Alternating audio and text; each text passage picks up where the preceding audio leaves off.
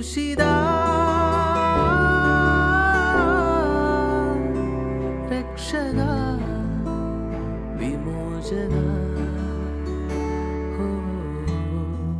നമുക്ക് ഇത്രയും കാലമായിട്ട് നമ്മളെ പരിപാലിക്കുന്ന, നമ്മളെ സ്നേഹിക്കുന്ന, നമുക്ക് വേണ്ടി കാൽവരിയിൽ സ്വന്തം ചങ്കിലെ അവസാനത്തുള്ള രക്തവും വിലയായി നൽകി നമുക്ക് വേണ്ടി ബലിയായി തീർന്ന ഒരുവനെ ഏറ്റുപറയാനും പ്രഘോഷിക്കാനും മറ്റുള്ളവരുടെ മുമ്പിൽ ഉയർത്തി കാണിക്കാനും നമുക്ക് പറയാൻ 100 കൂട്ടം വിഷയങ്ങളുണ്ട്. ചില സീരിയലില് ഞാൻ പറഞ്ഞില്ല, ഒരു അമ്മച്ചിക്ക് എനിക്ക് എങ്ങനെ ഒരു 70 വയസ്സ് പ്രായമുണ്ട്, 70 അല്ല 75 വയസ്സ് പ്രായമെങ്കിലുണ്ട്. കൂട്ടിക്കൊണ്ട് വരുന്നത് കൊച്ചുമകൾ 15 വയസ്സുണ്ട്. അപ്പോൾ എങ്ങനെയായാലും അല്ലെ 10ാം ക്ലാസ്സിൽ പഠിക്കുന്ന പെങ്കൊച്ചാ കൂട്ടിക്കൊണ്ടുവരുന്നത്. അമ്മച്ചിക്ക് ഉറക്കില്ല, രാത്രി കിടന്ന് ഭയങ്കര ബഹളാന്ന് പറഞ്ഞുകൊണ്ട് കൂട്ടി വരുന്നത്. ഈ കൊച്ചു തന്നെ കാരണവും പറയുന്നുണ്ട്. അമ്മച്ചിയുടെ മുമ്പിൽ വെച്ച് തന്നെ കാരണം പറയുന്നത്, അച്ഛാ അമ്മച്ചി ഫ്രണ്ടിൽ ഇരിപ്പുണ്ടല്ലോ, അച്ഛനൊന്ന് പ്രാർത്ഥിക്കുക, അമ്മച്ചിക്ക് വേണ്ടി പ്രാർത്ഥിക്കുക. എന്തിനാ പ്രാർത്ഥിക്കുന്നത്? അമ്മച്ചി വൈകിട്ടായി കഴിഞ്ഞാൽ ഏതാണ്ട് 3-4 സീരിയലുണ്ട്, ആ സമയത്ത് TV വെക്കാനോ വേറെ സന്ധ്യാപ്രാർത്ഥന വരെ സീരിയൽ കഴിയാതെ അമ്മച്ചി സമ്മതിക്കുകയല്ലോ. എന്നിട്ട് രാത്രി മുഴുവൻ അമ്മച്ചിക്ക് ഉറക്കമില്ല. കാരണം എന്താ? ഈ സാധനത്തിന് അവൻ കെട്ടോ ഇല്ലെങ്കിൽ ഇവനവൻ കൊല്ലോ, ആ കുഞ്ഞിനെ എന്റെ തന്തയാര്, ഈ കുഞ്ഞിന്റെ തള്ളയാര്, ഇതൊക്കെ ആലോചിച്ചിട്ട് ഈ തള്ളക്ക് ഉറക്കമില്ല. എന്തൊരവസ്ഥയാന്ന് നോക്കിയേ. എന്നിട്ട് ഇതെല്ലാം ഈ 6 മണി മുതൽ 9 മണി വരെ ഈ 4-5 സീരിയൽ എല്ലാം കണ്ടു കഴിഞ്ഞിട്ട് എല്ലാത്തിനും വിളിച്ചിട്ട് സന്ധ്യാപ്രാർത്ഥനയ്ക്ക് ഇരിക്കും. നിങ്ങളൊന്ന് ആലോചിച്ചേ, തലയിൽ കൂടി പോകുന്ന എന്തായിരിക്കും?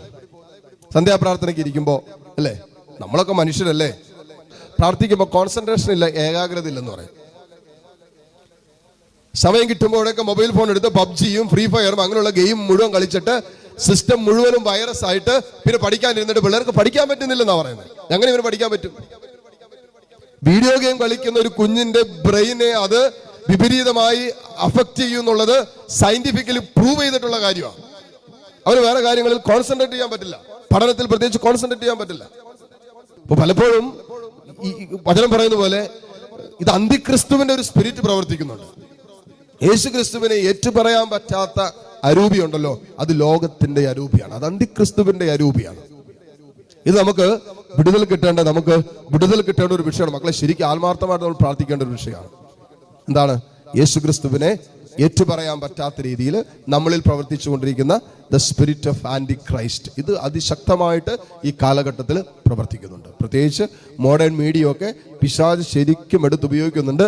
നമ്മുടെ യുവജനങ്ങളെ അതികഠിനമായിട്ട് ഇത് സ്വാധീനിക്കുന്നുണ്ട്. വിശ്വാസത്തിൽ നിന്നൊക്കെ അതിശക്തമായിട്ട് വ്യതിചലിപ്പിച്ചുകൊണ്ടിരിക്കും അല്ലേ. അതുകൊണ്ട് യേശു ചോദിച്ചു, ഞാൻ ആരെന്നാ നിങ്ങൾ പറയുന്നത്? കാരണം ഇതൊരു അനുഭവമാണ്, ഒരു പേഴ്സണൽ എക്സ്പീരിയൻസ് ആണ്. ഇപ്പൊ നാട്ടുകാരുടെ എക്സ്പീരിയൻസ് നാട്ടുകാർ പറയുന്നത് കേട്ടിട്ട് അല്ലെ, ഞാൻ അതുകൊണ്ട് ഇതുപേക്ഷിച്ച് ഞാൻ അതിലേക്ക് പോയി, അതുപേക്ഷിച്ച് ഇതിലേക്ക് പോയി എന്നൊക്കെ പറയുമ്പോൾ എന്നാ ചോദിക്കുന്നത്? അവനത് ഉപേക്ഷിച്ച് അവൻ അങ്ങനെ എക്സ്പീരിയൻസ് ഉണ്ടായി. Okay, what is your experience? നിന്റെ അനുഭവം എന്താണ്? അതാണല്ലോ ഇമ്പോർട്ടന്റ് അല്ലേ.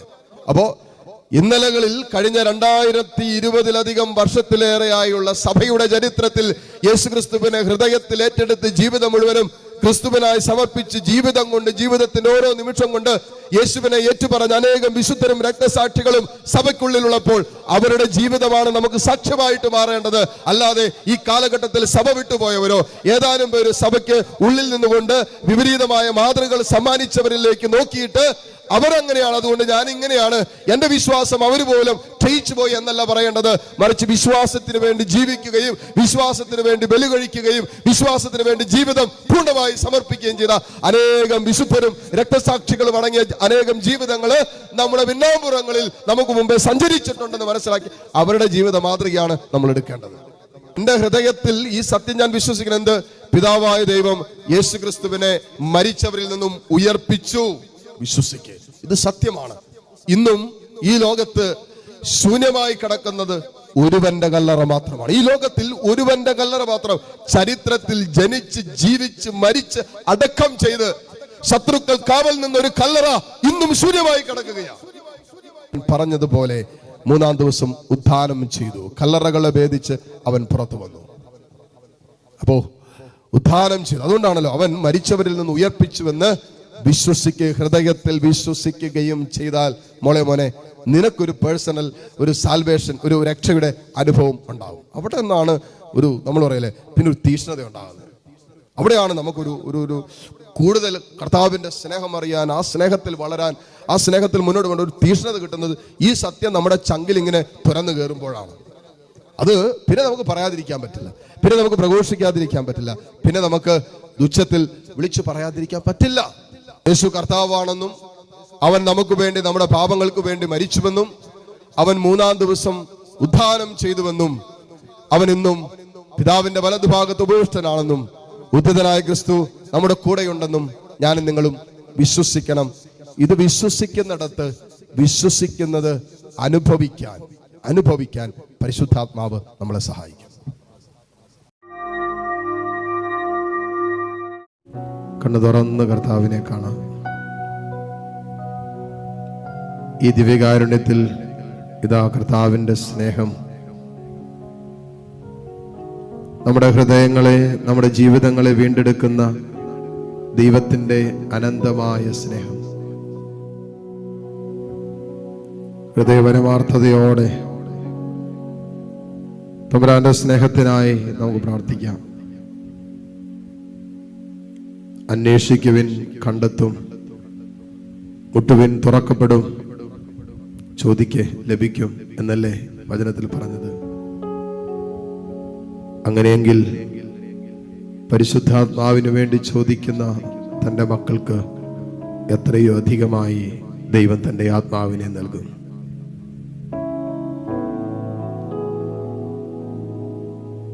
നമ്മൾ ചോദിച്ചുകൊണ്ടിരിക്കുന്ന ലിസ്റ്റ് പരിശോധിക്കുന്ന നല്ലതാണ്. ഇടയ്ക്കെങ്കിലൊക്കെ നമ്മൾ ദൈവത്തോട് ചോദിച്ചുകൊണ്ടിരിക്കുന്ന, യാചിച്ചുകൊണ്ടിരിക്കുന്ന ആ ലിസ്റ്റൊന്ന് പരിശോധിക്കുന്ന നല്ലതാണ്. ഈ ലോകത്തിൻ്റെതും ലൗകികമായതും മാത്രമാണോ നമ്മൾ നിരന്തരം ദൈവത്തോട് ചോദിക്കുന്നത്? ലൗകികമായ അനുഗ്രഹങ്ങൾ മാത്രം തരാനല്ലല്ലോ ദൈവം ആഗ്രഹിക്കുന്നത്. ദൈവത്തിന്റെ കയ്യിൽ ഉന്നതമായ സമ്മാനം ഉണ്ടല്ലോ. അതുകൊണ്ടാണല്ലോ 1 കൊരിന്ത്യർ 2-ാം അധ്യായം 9-ാമത്തെ വചനത്തിൽ പറയുന്നത്, ദൈവം തന്നെ സ്നേഹിക്കുന്നവർക്കായി ഒരുക്കി വെച്ചിരിക്കുന്നത് കണ്ണ് കണ്ടിട്ടില്ലാത്തതും കാത് കേട്ടിട്ടില്ലാത്തതും മനുഷ്യഹൃദയം എന്നോളം ആശ്രയിച്ചിട്ടും മനസ്സിലാക്കിയിട്ടുമില്ലാത്തതാണെന്നല്ലേ. ദൈവം തന്നെ സ്നേഹിക്കുന്നവർക്കായി ഒരുക്കി വെച്ചിരിക്കുന്നത് നിന്റെ കണ്ണുകൾ എന്നോളം കണ്ടിട്ടില്ലാത്ത കാര്യങ്ങളാണ്, ഇന്നോളം നിന്റെ കാതുകൾ കേട്ടിട്ടില്ലാത്തതാണ്, ഇന്നോളം നിന്റെ ഹൃദയം അനുഭവിച്ചിട്ടില്ലാത്തതുമായ സ്വർഗീയ കാര്യങ്ങള്, ഉന്നതമായ കാര്യങ്ങള് ദൈവം തന്നെ സ്നേഹിക്കുന്നവർക്കായിട്ട് ഒരുക്കി വെച്ചിട്ടുണ്ട്.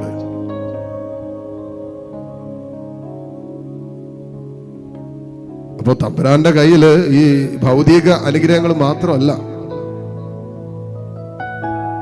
സ്വർഗീയ അനുഗ്രഹങ്ങളും കൃപകളും വരങ്ങളും ഒക്കെ ദൈവത്തിന്റെ കയ്യിൽ തന്നെയുണ്ട്.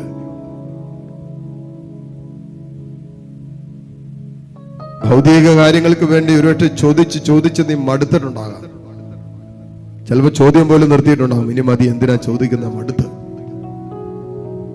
എന്നാൽ ആത്മീയ കാര്യങ്ങൾക്ക് വേണ്ടി, നിന്റെ ആത്മരക്ഷയെ ബന്ധപ്പെട്ട കാര്യങ്ങളെ പ്രതി നീ ചോദിക്കാൻ തുടങ്ങുമ്പോ, നീ ചോദിക്കുന്നതിന് മുമ്പേ നിന്റെ ആവശ്യങ്ങൾ അറിയുന്ന നിന്റെ ദൈവം ഉണ്ടല്ലോ, തമ്പുരാൻ നിനക്ക് തരൂന്നാ പറയുന്നതൊക്കെ. നമുക്കൊരു ഉന്നതമായ ദാഹം വേണ്ട ഈ ജീവിതത്തിൽ. ആത്മാവിന്റെ ദാഹം ശമിപ്പിക്കാനുള്ള ഒരാഗ്രഹത്തോടെ ദൈവാത്മാവിനോട് തന്റെ ജീവിതത്തെ ചേർത്ത് വെക്കുന്നവരെയാണ് ആത്മീയ മനുഷ്യരെന്ന് വിളിക്കുക. അവർക്ക് സ്വർഗീയ ദാനങ്ങൾ വെളിപ്പെട്ട് കിട്ടാൻ തുടങ്ങും. അവർക്ക് ദൈവീക രഹസ്യങ്ങൾ ദൈവം വെളിപ്പെടുത്തി കൊടുക്കാൻ തുടങ്ങും. അത് കണ്ണ് കണ്ടിട്ടുള്ളതല്ല, കാത് കേട്ടിട്ടുള്ളതല്ല, മനുഷ്യഹൃദയം ആസ്വദിച്ചിട്ടുള്ളതും അല്ല, അതിനപ്പുറമാണ്. ഈശോയെ, എൻ്റെ ആത്മാവിൽ നിന്റെ സ്നേഹത്തിന്റെ ഒരു തലോടല് തരണമേ എന്ന് പ്രാർത്ഥിക്കാം. മുട്ടുകുത്താൻ സാധിക്കുന്ന എല്ലാ മക്കളെയും നിമിഷം മുട്ടുകുത്തുന്നു.